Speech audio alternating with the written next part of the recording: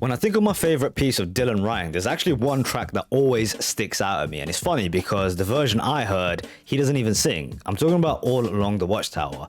When I sit and think about that record, I'm still bamboozled, fascinated, blown away by the writing in that thing. It's an unbelievable tale about this meeting between these kind of shady characters, and the way in which he tells it in this very mystical, almost shamanistic campfire tale has blown my mind since I've first heard it. It was obviously amplified by Jimi Hendrix, but I think it's the best piece of writing I've seen so far on this channel.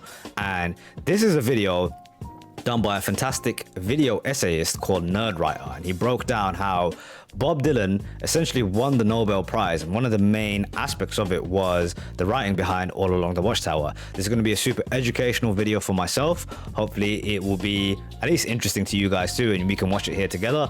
Hope you guys enjoy. Here we go. This is the video why Bob Dylan won the Nobel Prize. I'll link the original video in the description down below. Here we go. You think you'll stick with folk rock, or are you going on into more writing? I don't play folk rock. What would you call your music? I call it,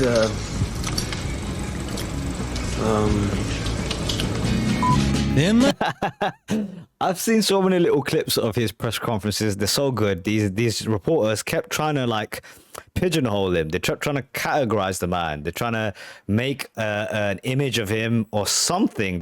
Kept putting words in his mouth at least, and he seemed to have a lot of fun twisting their questions constantly. I love that aspect of Dylan. It's so Dylan-esque. I mean, his personality fits his writing. Must be some way out of here, said the joker to the thief. There's too much confusion, I can't get no relief.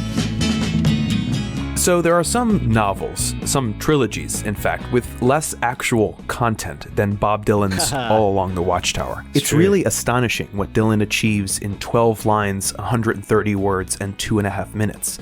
I don't think I can explain the song definitively. I don't think anyone could do that with Dylan, but there's a lot here to explore.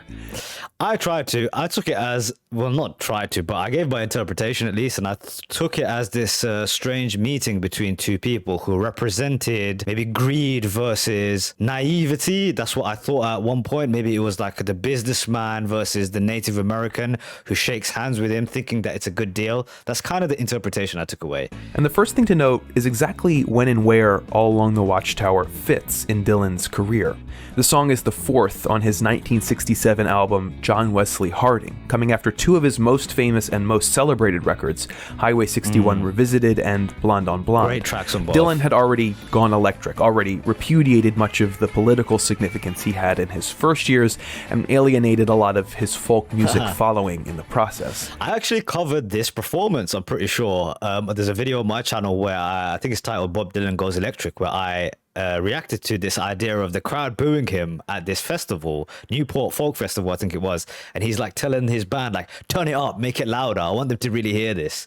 His lyrics in those albums were lyrics of a man possessed, shot through with some magic spirit, singing gorgeously beautiful epics in a stream of allusions and vignettes. For this reason, John Wesley Harding can only come as a shock. It's totally spare instrumentation, mostly guitar, bass, and drums under vocals and harmonica, and largely 2 to 3 minute songs strike a bold contrast. Lennon in the crowd. That's when you know you're good at what you do, when John Lennon is a fan.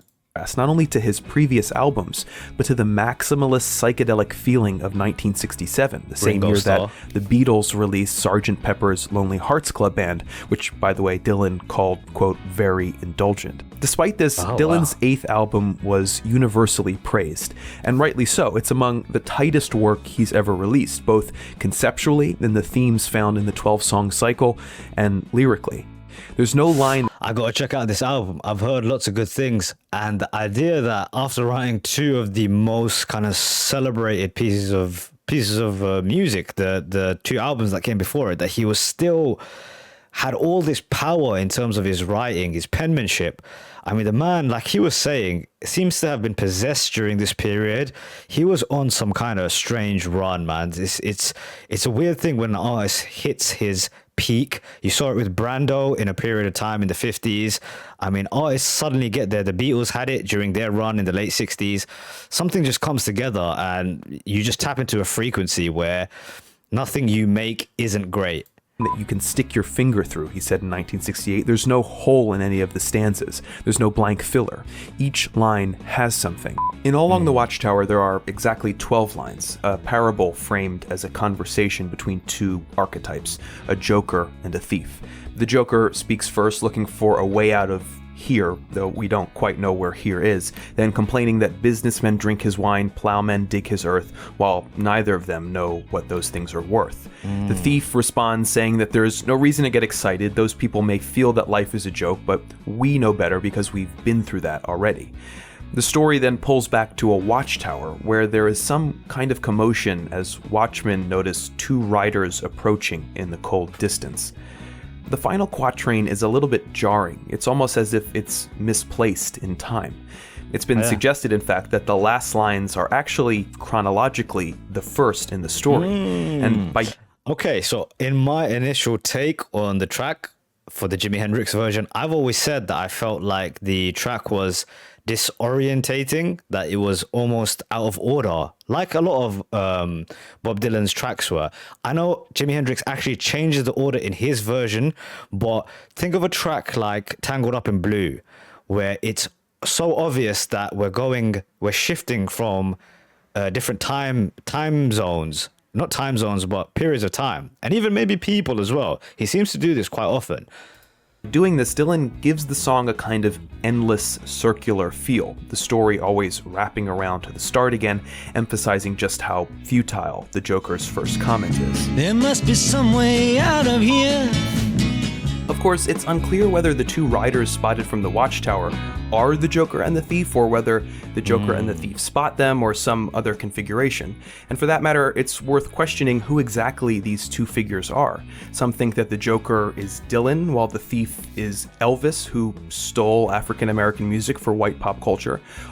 That's a wild take. Others see the two figures as two sides of Dylan's own personality, yes, that's before what and I after think. the horrible motorcycle accident that in many ways generated this new style of music.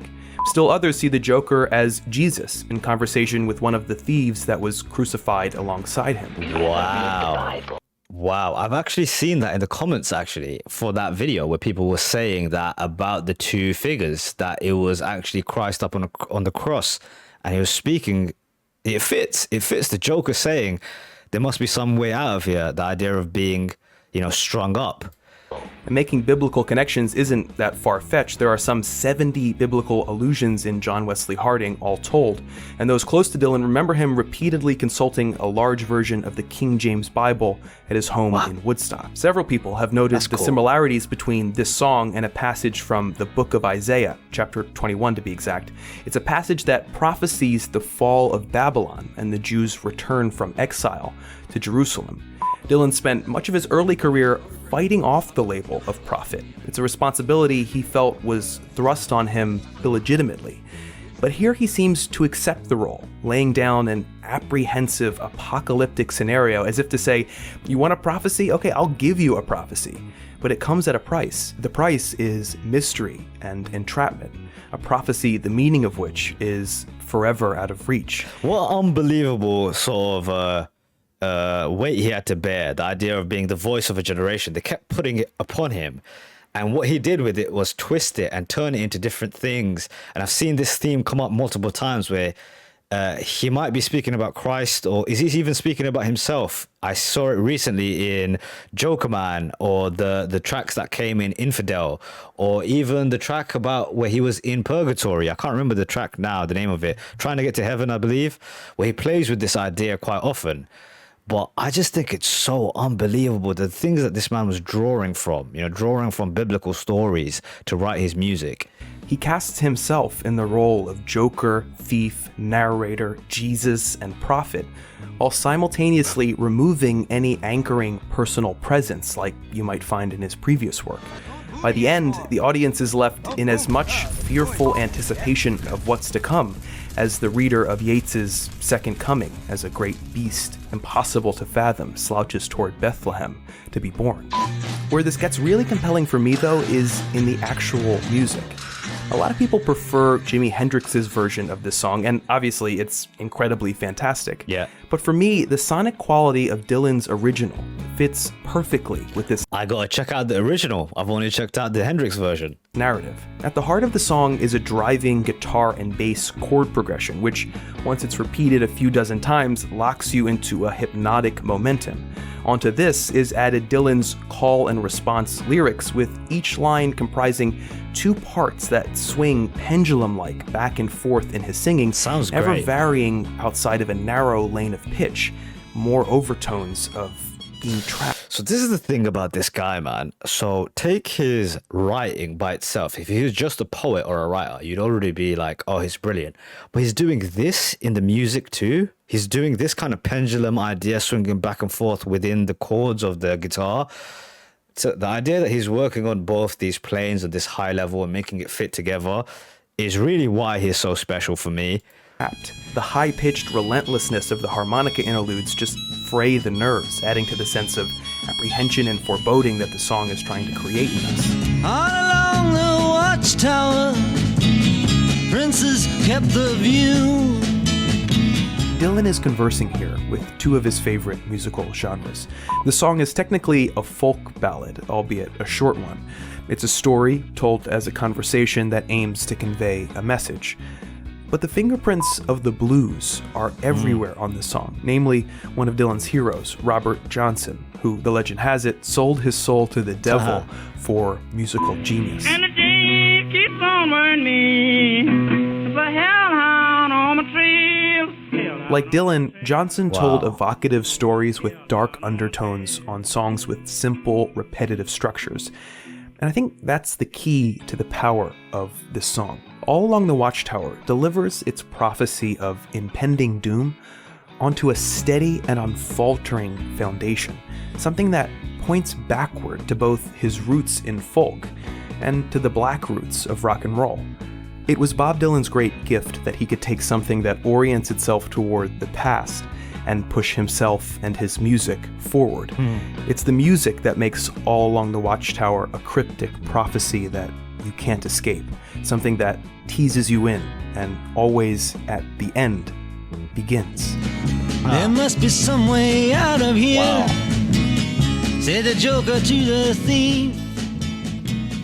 There's too much. Brilliant Hey video. everybody, thanks for watching. Brilliant video. And if you weren't convinced by his genius, I guess this is the thing that I would show people, to show them, you know, people of my generation who have grew up on the same music I have, and like, why is it you like Bob Dylan? Like, if I have to explain to one of my friends, I think I'd show him this video and be like, look, check out this track too, and see the brilliance of the man. I love the way he messes with structure, the way he messes with time, how cheeky it is that he wrote maybe this story in chronological order and then had a decision. No. What I'm going to do is flip it and make this first part of this track with the Joker speaking. And it fits so well. It disorientates you. Like, who is this man? The first line is, the Joker said to the thief. So you're already kind of in this place where you're trying to figure things out. Brilliant choices, man. Wow. I gotta check out Robert Johnson too. There's too many artists who I respect and whose music I love. Cite him as an influence. Old school blues too. Hope you guys enjoyed this video. A little bit different to the ones we normally make on the channel. So I'll catch you guys on the next one. Peace out.